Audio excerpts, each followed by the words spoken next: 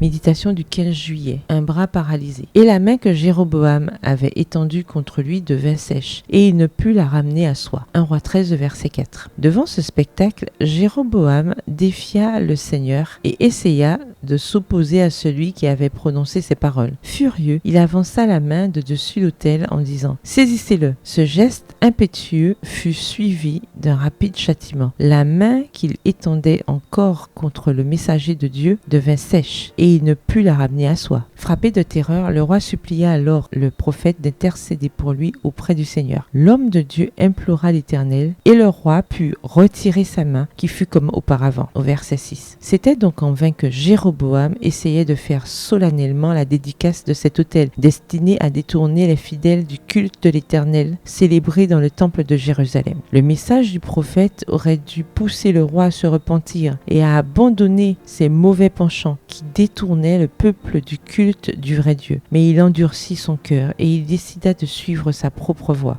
Dieu cherche à sauver les hommes, non à les perdre. Il se plaît à secourir les pécheurs. Je suis vivant, dit le Seigneur, l'Éternel. Ce que je désire, ce n'est pas que le méchant meure. Ézéchiel 33, le verset 11. Par des supplications et des avertissements, il exhorte le pécheur à abandonner le mal pour retourner à lui et vivre. Il donne à ses messagers une sainte assurance qui fait naître chez ceux qui l'entendent des sentiments de crainte et de repentance. Avec quel courage le prophète de Dieu réprimanda le roi. Or, ce courage devait se manifester. Le péché qui régnait en Israël n'aurait pu être censuré autrement. Dieu donna à son serviteur de l'audace afin que ceux qui l'entendraient puissent en conserver une impression durable. Les messagers du Seigneur doivent se tenir résolument du côté du bien et ne jamais avoir peur d'affronter les hommes. Aussi longtemps qu'ils mettent leur confiance en Dieu, ils n'ont rien à craindre, car celui qui leur a confié une mission les assure aussi de sa protection. Texte tiré du livre Prophètes et Rois, au chapitre 7, aux pages 69 à 70. Bonne soirée, que l'Éternel vous bénisse.